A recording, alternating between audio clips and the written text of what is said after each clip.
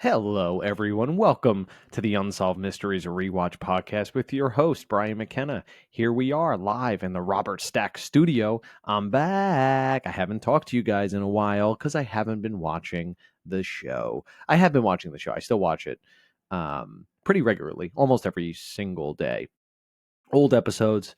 Haven't really had time to sit down and record.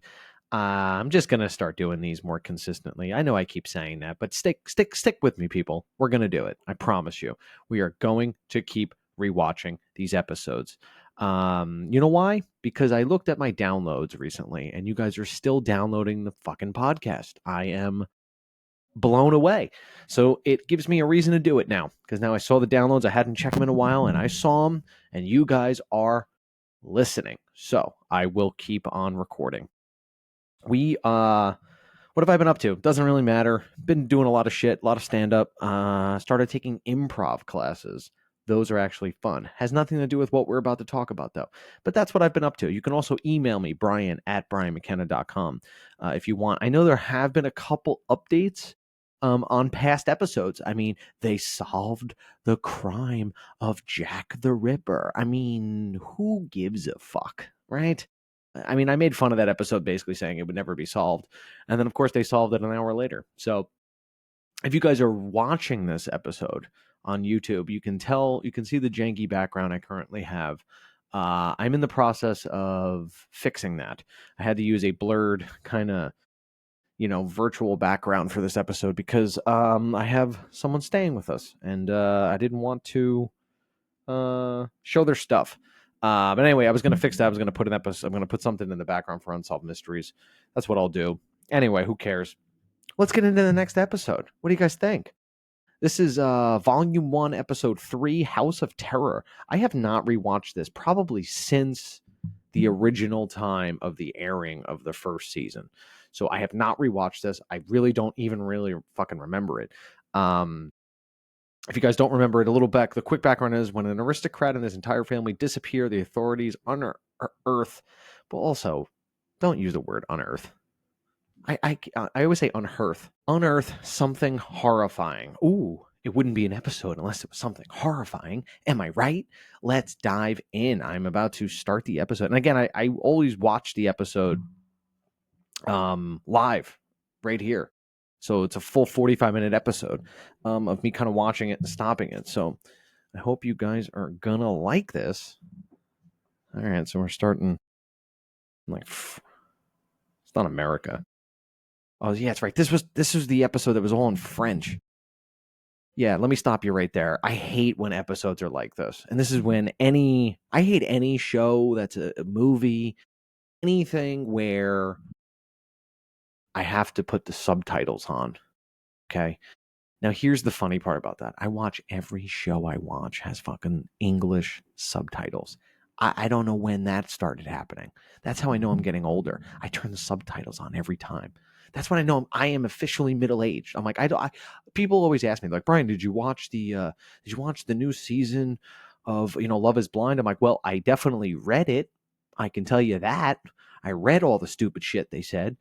Because that's what happens. I end up reading the bottom and then I'm looking up the whole time going like this, going, okay, all right, so they said that. And then it also ruins comedies, by the way, because it writes the punchline before the person says it. So that's right. This episode was all in French, which is probably why I delayed so long recording this episode. But all right, here we are. We're rewatching. It looks like they're at a house. If you guys are just listening to this podcast, they're at a house right now. A woman who looks like she has never put shampoo in her hair is saying that the people seemed like a normal family. Yeah, you know what it is? It's also never the people. It's also never the people that are. It's always the normal people that do something fucking wild. You know what I mean? You never see it's like, oh yeah, that guy's crazy. Of course he did that. That never happens. It's always the normal people. Oh God. Let's fast forward this. Good ep. Let's see. Directed by Clay Jeter. Derek Jeter is my favorite. I wonder if he's related. He's my favorite baseball player. I wonder if he's related. Probably not.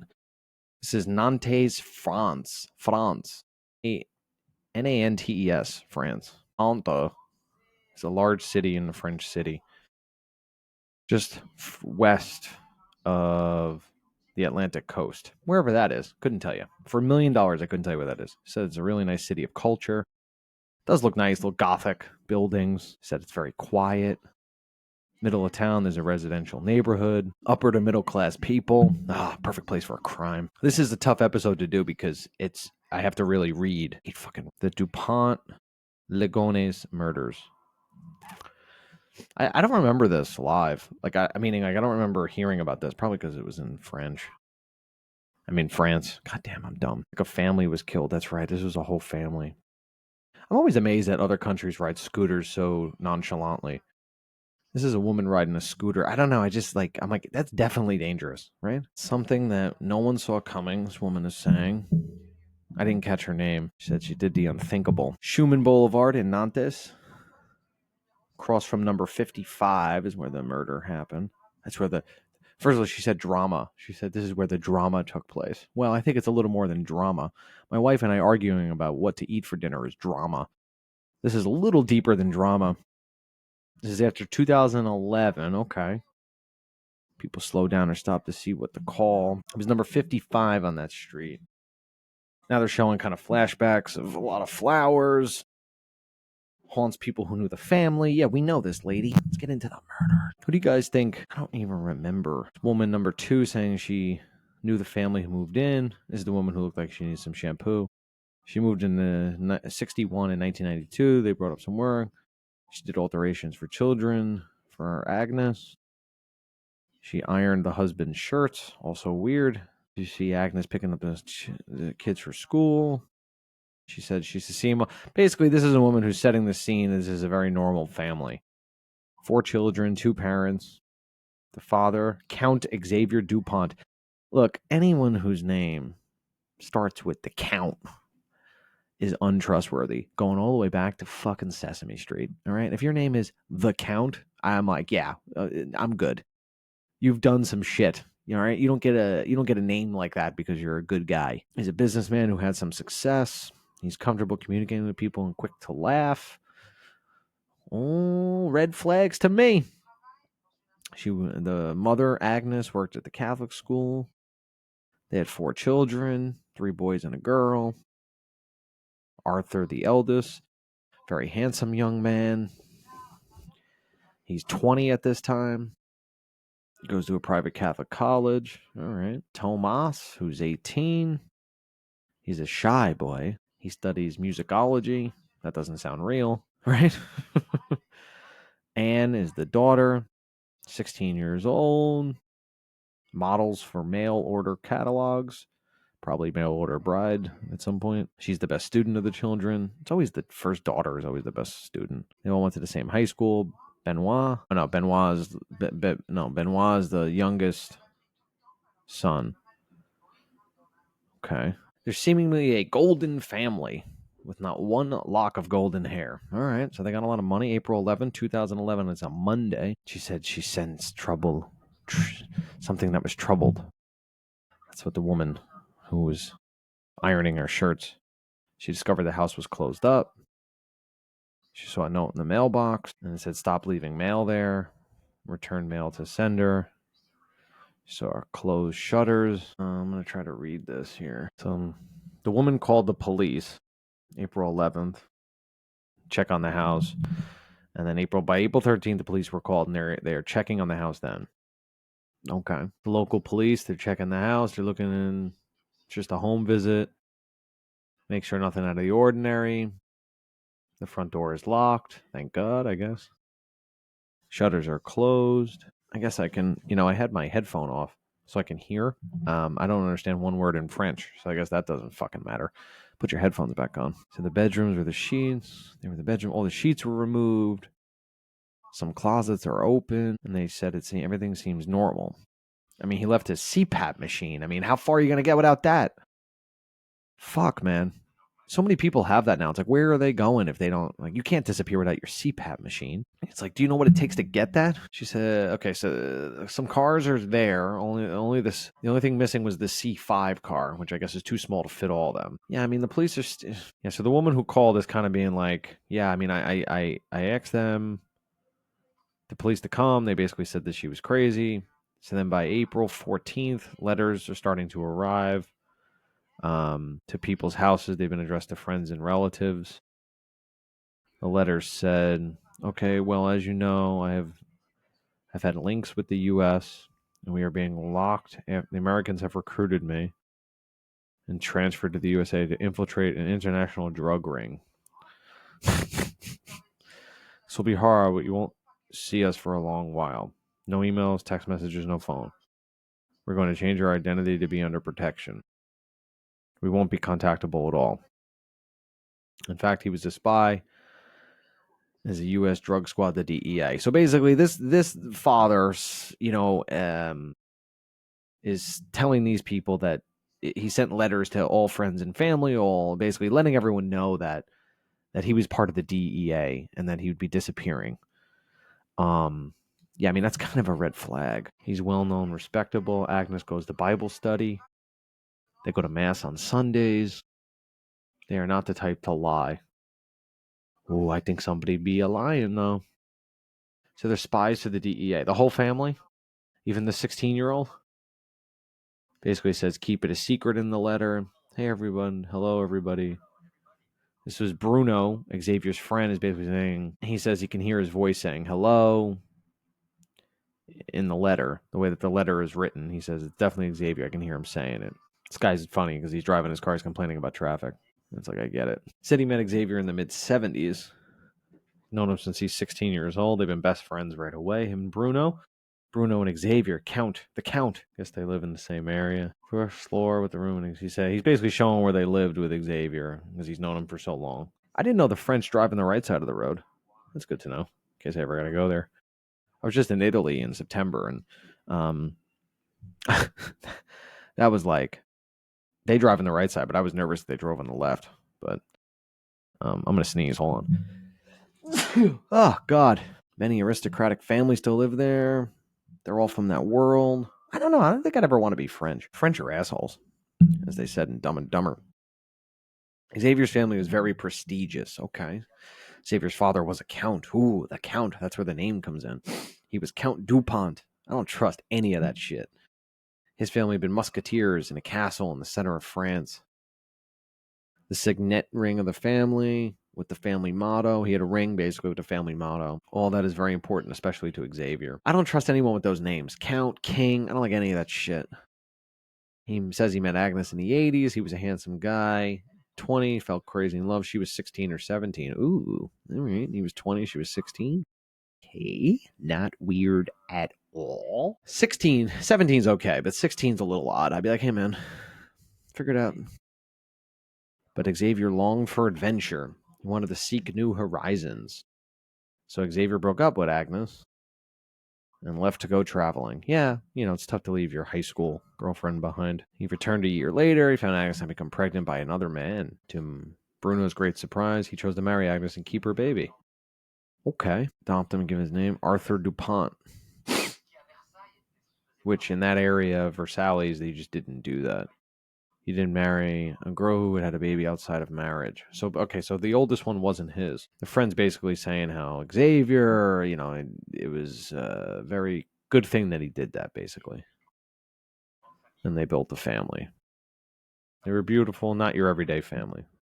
Well, according to the other people, they were aristocrats, nobles, with the values of Versailles. There's no fucking way I'm saying that right. He's a noble. I'm a fucking noble. I want to start making that shit up. Claims to be a spy for a noble claims to be a spy. So people, this is the crazy part, is that his friends and people's first reactions reading the letters that were sent out, basically written by him, is that they could possibly believe it because he was such a noble guy, essentially. So I mean, it's hard to. I guess if a guy is basically honest his whole life and then he sends you that, it's tough not to believe it. Yeah, I mean. But she's saying Agnes would have never left without the children. April 15th, police returned to the house. So 2 days later, after the initial check-in, they returned back to the house to check and see if anything's weird. The police returned to the house to do more thorough investigation. And they find that the photos are missing from the frames. Like when someone leaves, they take the pictures that are dear. So basically, when someone leaves, they take the photos that are dear to them. But they still don't think there's anything suspicious in the house. Interesting. Okay. And people were saying basically a family just doesn't disappear like that. So the police, by April 18th, the police return again. And then on the 19th, the police return again for a fourth visit. And then by April 20th, the fifth visit. And each time they didn't observe anything unusual. So they've been there 5 times. So why do you keep showing up fucking 5 times, yo? They show up again on the 21st. The 6th police visit. Police attend to find something odd under the terrace. Okay. Oh, that's right. I remember this fucking episode.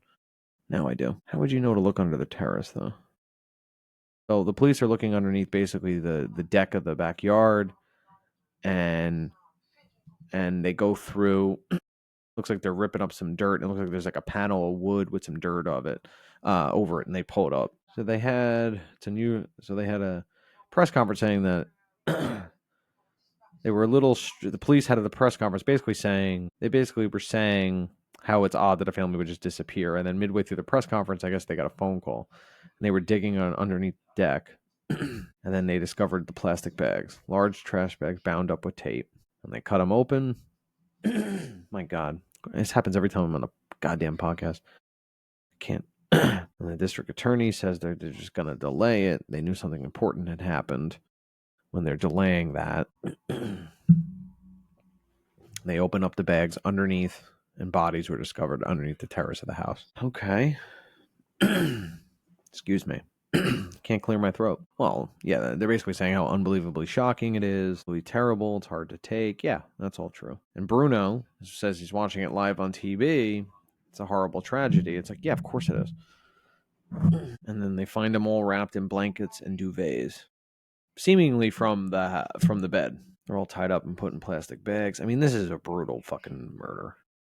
And there's a small religious icon in each body, a little candle and a cross. This illustrates its imitation of religious burial.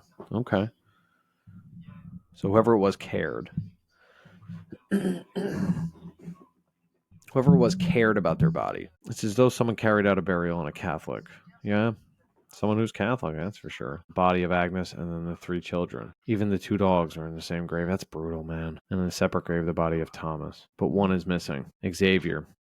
Yeah, that's right. Mother, 2 dogs, but no father were found. So basically, it was the mother, the 2 dogs, and the children. And he's missing. And they have him as disappeared. This fucker didn't disappear. He fucking killed him. Yeah, you gotta have an international warrant out for his arrest. For sure. For many of his friends, it's impossible that he could be the murderer. I mean, I don't believe that. You know what I mean? Like, I think that that's total bullshit. I'm gonna look up. Let's see if they have even close to finding this guy. Yeah, I mean, I'm reading some things just on the internet here. I don't know. I mean, I don't think they ever caught this dude at all. I don't think they even. It's so fucking crazy. This guy's such a creep. They're saying he couldn't have dug the holes under the balcony of the. I don't believe this. I forgot how bad this was. That's right. He kills everyone. This fucking piece of shit. Bruno's saying he's a true friend. When he had a car accident, he was there. He broke his neck. He couldn't play music anymore. Yeah, it doesn't mean he's not a psycho though, Bruno. It doesn't mean any of that. You know, people could be bad and good. And he seems to be pretty bad. He's telling us a story how Bruno was basically the guy, he's my friend, I love you, blah, blah, blah, blah, blah. Yeah, you didn't bring him any shame, Bruno. He has the characteristics of a father hen, like a mother hen who sits on her eggs and takes care of the children. I mean, that's a hell of a fucking analogy, all right? He's tactile. He hugs them and yeah, I think that's why he put the Catholic thing on him. He killed them. He took them out of their misery. And people are saying it's not possible he can kill his 4 children and his wife. I think it is pretty fucking possible, actually. I think it's completely possible that a guy by the name of the Count would absolutely kill his family if he feels in some way that there's some sort of shame happening to him and his family. He's a noble person. If he loses money, if he doesn't have any money, he can't control what's going on. He just wants to wipe the slate clean. That's what this guy wanted. What an unbelievable piece of shit. So crazy. Now they're showing all the people that showed up to the funeral. How were the victims killed? All right, let's get into this. From the autopsy, they found sleeping pills in the children's. Okay. Meaning they were put to sleep. Agnes didn't have drugs in her system. it was her sleep apnea machine. Okay. Which helped her sleep. Okay. Stopped suddenly at 3 a.m. So her sleep apnea machine turned off at 3 a.m. the morning, 3rd of the 4th of April at 3:30 in the morning. It's crazy that they can tell that. It appears that the first victim was the mother, and then the children were killed. Crazy. Each victim was killed with 2 bullets to the back of the head from a 22 long rifle. Bullets extracted from the bodies were 22, so 2 bullets to the back of the head. And the neighbors were not awoken by any gunshots. Yeah, but that's 6 gunshots. Yeah, they're definitely methodical executions. That's what the woman's saying here. And they've all been killed in their sleep. So they all took medication, and then pop, pop, pop, pop. He just fucking shot him. There's no trace of blood in the bedrooms. It's weird. There's no trace of blood in the living room. Nothing in the foyer. Foyer. Nothing in the bathroom. Nothing on the walls. Any furniture. No ground. I mean, who is this guy? Who's this guy? John. I mean, he's not John Wick, but who's... What are you, a hitman? Someone kills 5 people in the same place, the same house, and leaves no trace. Yeah, I mean, that's pretty impressive, to be honest with you. Crime scene investigators take samples. Okay. They never did any fingerprints or anything. There's still no absolute physical proof implicating Xavier Dupont. Sure, there is none. Basically saying that he did this, but fuck, it certainly looks like it. The typed up letters kind of tell you that it was him. Because why else would he send that? He's saying that so that no one comes looking. Gives him time to get away. That's my opinion. I would think for sure, if I were to guess, that he sent those letters to people to stall the search efforts. Because if your kids and wife just randomly go missing and no one sees you, what happens is that those people who know his family and his wife are eventually going to come looking. And he wanted to wait. He wanted to have them wait a little bit longer by saying that he took off to the United States to be a DEA agent. That's come on. That was just to buy a little bit more time to get away. I don't care what fucking anyone says. He was the heir to the family. By killing his 3 sons, kills his lineage. Yeah, I mean, what is this, Game of Thrones? Who gives a fuck? Because you're terminating your lineage. Well, the first one wasn't his, so not really terminating anything there. You're just killing someone, but you're not terminating your lineage. But the other ones, yeah. But again, I mean, is he going to take a bow after this? We're going to have to bow to the dragons later in a nice house, etc. Blah blah blah blah blah. All they talk about is how great their lives were. If we checked his debts, do we know if he has any gambling debts? In the early 2000s, they try to relocate to Florida, and then they don't succeed. I mean, Florida would be perfect with this fucking maniac. He had an American dream, which was to move to America, move to Florida. Dude, Florida ain't it. Let me tell you. I was just in Naples. It ain't it. He had a downward spiral of failure from 2001 to 2011. He had bailiffs on his back, nothing but problems. Yeah, money. It's always fucking money related. But he claims to be a business owner, and he's creating successful companies. But he's traveling all across France, being a busy businessman. Do we know that for sure? Truth is, his companies have never been successful. I knew it, even though I've seen this episode, but you could tell there'd be no money left. So eventually he'll have to leave his house, etc., etc. Okay. This is going to have serious and severe consequences. Hey, you just declare bankruptcy, dude. That's all you do. You just just like Creed from The Office. What does he say? He goes, bankruptcy is nature's restart button.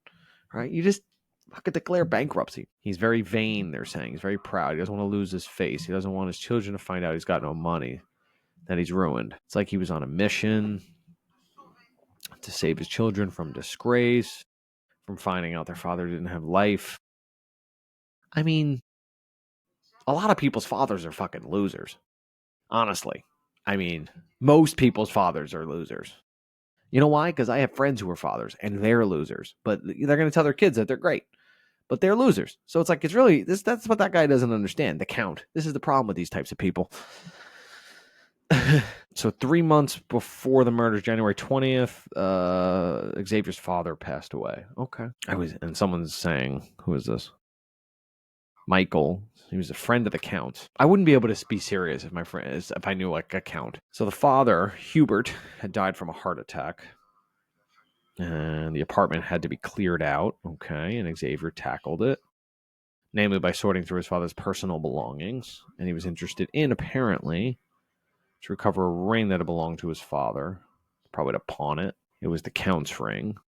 The Count's signet ring, to be precise. Okay. Tried to find it if there was any money set aside. Apparently he didn't find anything. Well, thanks for the good news, Michael. Basically, it's just showing him going through. There was no money left. There had actually been big money problems. His father, the Count, had a very sad end to his life. Illness, loneliness, poverty. Wait, that is the way to go. I don't plan on leaving any money behind when I go. I hope I spend it all on the way out. That's what I hope. Because I'm dead. Who cares? And people will be like, yeah, Bryan, you understand. You're going to leave everyone with no money, your family, and blah, blah, blah, blah. Maybe, but I don't want any. I'm dead. Who cares? So the father had a rented apartment, basically a failed life. Yeah, it's got to be tough to be a count in an apartment. That is a count. That's like being a king, but you're in a you're in a duplex. You're like, I'm a fucking king. Why am I in a duplex? Why don't I have my own place? This guy doesn't have his own place. He's a count, and he's stuck in a 1-bedroom. Oh, that's brutal. That is brutal. There's a second event critical to the case. Ooh, all right. Let's break it down for us, lady. Xavier discovers there's no money. Great. And he finds a weapon. A 22 caliber long rifle. Oh, the same exact weapon that happens to be the weapon that was used to kill his kids. So this guy Michael says the last time he saw Xavier was when he was cleaning out said it was a strange image that stayed with him, which was he had an unusual expression on his face. He goes, when you know Xavier, you know him as a very nice, smiley, very pleasant man. The last image I have of him really is, he says he found it very a dark look in his eyes. So January 20th, his father dies. Xavier attains firearms license February 2nd. He starts going to the gun range. This is how it starts. This guy would have been perfect for Florida. All right. He ended up killing his family, and he was into guns. That's exactly what goes on down in the state of Florida. Every single person is into that. So they said he wasn't sure that he had any real interest in guns, but now he's and he learns how to shoot. Okay. I feel like that's a weird one to just be like, honey, I'm going to learn how to shoot. What do you think your wife would be like, for what? What are you learning how to shoot for? And you were like, just in case, just in case. And he learned how to shoot and he buys a silencer. Yeah, that's a pretty big sign. When you fucking buy a silencer to a gun, it means you plan on using it and having nobody hear you. Yeah, that's a problem. That should be 25 to life. Anyone who has a silencer on, period. End of discussion. You don't need a silencer even at a shooting range. Yeah, that's why nobody heard the gunshots go off. Makes sense. All right. Found the body of Agnes. So now they're cutting back body of Agnes. The three children in the same grave. The grave next to him, Tomas' body inside. And it seems that Tomas wasn't killed at the same time as the brothers and sister of his mother. Sister and mother. The 4 children are there. In fact, Thomas has to leave, go back to his Catholic university. Xavier lets him go. Interesting. That's right. I remember this. The massacre takes place Sunday night. And on Tuesday, listen, you have to come back. So basically, your mother, all right, so the father tells him that Thomas has to come home. And on Tuesday evening, Thomas goes back home from college. The last we hear from Thomas is at midnight. When he sends a text message to her friend, his friend gets back to him a little bit, and that message will remain unanswered. Looks like the father drugged him as well.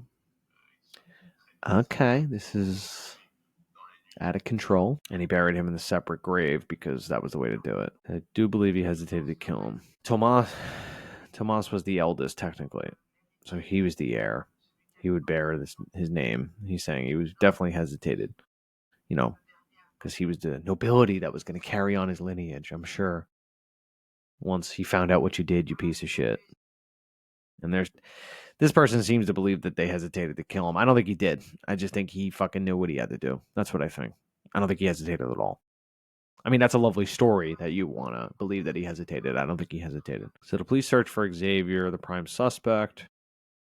The date is April 21st, and they hadn't been seen since April 4th. It's nearly 3 weeks went by without a search. Yeah, that's why he sent those stupid fucking letters, like I said. Police search hotels and restaurants around France. Yeah, like he's going to stay in France. That's the problem with Europe. That's the other stupid problem with Europe, by the way, is that all the countries are so close. You could be in Spain. Maybe not Spain. That's tells you exactly how I know where everything is in Europe. I have no idea where Spain is comparatively, but you could definitely go to Italy, because I was in Italy, and my phone told me I was in the south of France at one point, so I know it's that close. So you could just be in Italy with totally different rules. You could drive there. Anyway, April 22nd, they find Xavier's police car. Excuse me, the police locate Xavier's car. And then they find his car, and the police reconstruct the week prior to the disappearances. Okay, all right. So they think April 4th, the night of the murders, he kills. And then April 5th, Thomas is killed. And they say that Xavier spent the whole week inside the house, and he was seen by acquaintances. Okay, so that whole week he spent in the house. What a fucking crazy person. And then they discover that 1 week after the murders, Xavier was seen on the 6th, and then he leaves on the 10th. So he leaves about 4 or 5 days later. Because the car was recorded by a speed camera at La Rochelle, France. Around noon, Xavier will be located in a restaurant. Credit cards timestamp certifies this. Okay, so he bought some food. And then in the evening, he's in the hotel at La Rochelle the next day. And he heads south. He heads towards the southwest of France. The police say that he's gone on the run. He's fleeing, and he's a fugitive. Yeah, no shit. He doesn't go very fast. He's hitting the road to put hundreds of kilometers between his house and his destination. Okay. They say Xavier Dupont is not hiding while this is going on. He's withdrawing money with his bank card. They would see him at the cameras. They see him taking money out. They got actual footage of him taking money out, buying things, he's leaving bills, credit card receipts. He doesn't seem to care. I think he's just acting as normal. That's what a sociopath does. So now they have accumulation of evidence. He doesn't want to hide. Okay. And the question is, why doesn't he want to hide? You have cases when you're dealing with slaughter of a family. It's always difficult, but more often than not, it's murder-suicide. Yeah, that's true. It's usually murder-suicide. The thought was this person would kill himself at some point. Okay. The police interpreted it as a pilgrimage. So no need to hide. It's a farewell to his past life in places where he had been happy. Okay. Along the southeast PAC, I don't know, where he lived with Agnes during the first years of their marriage. Some of the kids were born there in Toulouse. He goes basically all around France, literally like around the coast of France, which made people think he would end the story where it had been so good.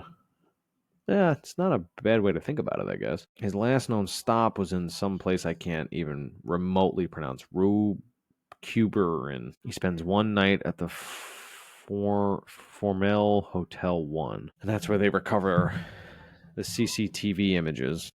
And they discover an image where he's crossing the hotel parking lot. Hopefully they're going to show it. Carrying a bag, sort of a carry-all clothes bag. There's a long object. The investigators think he's got the rifle that killed his family there. They got two images off the cameras, and they think that that's where. And they say he looks into the camera and is saying goodbye. This guy's a fucking piece of shit. Says it's cliffs, so it cuts back to Bruno who's saying about his cliffs and mountains. He's gonna go kill himself in the rocks. This image of a man walking away with a rifle back. Dude, just go fucking kill yourself. Why you gotta kill your whole family? Like those people that didn't have anything to do with it. They said he left for the backcountry to commit suicide. That's the idea. This is a news archive where they essentially. April 15th, they find him on the security camera. Police search the wilderness area. Hardy's looking for him. We're looking for traces of body crossings and clues, anything. Doesn't look like. I mean, this wouldn't be Unsolved Mysteries if it was a solved mystery. So obviously they don't find him. But I mean, the fact that this dude, I don't think he killed himself. I think he's too much of a pussy. They have rock climbers essentially going into the area. I mean, it's very cliffy and mountainy. And they never found a body. Doesn't mean he didn't kill himself either. And they're pretty certain that he committed suicide. And this woman says, I believe that he just fooled them all. Yeah, I mean, I'm kind of on board with that. 98% of the cases, she's saying the father who's the murderer commits a suicide on the spot. Yeah, he wouldn't. Predictably enough, the investigators thought that was the case. They didn't think he could be the 1 or 2% that got away, who go on the run. Certainly sounds like it to me. There's too much care, work, organization. I mean, I happen to agree. To deceive the investigators, to buy time. Yeah, I think to buy time, that was what he was getting away with. He was like a chess player who planned 2 moves ahead. Yeah, he knew how long it would take, and he thought I needed more time. Yeah, I mean, I agree. I wonder. Got 6 more minutes left of this episode, basically, of them telling me that he's still missing. I mean, let's read. I mean, I'm going to read some of the things I see. Someone saying, I'm looking on kind of Google and, people on Reddit, and they're kind of saying, like, it could be French, Indian, Pakistan, Spanish. It does not matter. People take pride very seriously. I think it's stupid that I have to meet some of these people who take their family history and lore so seriously. It's a big part of their identity. Someone wrote, I'm a Spaniard.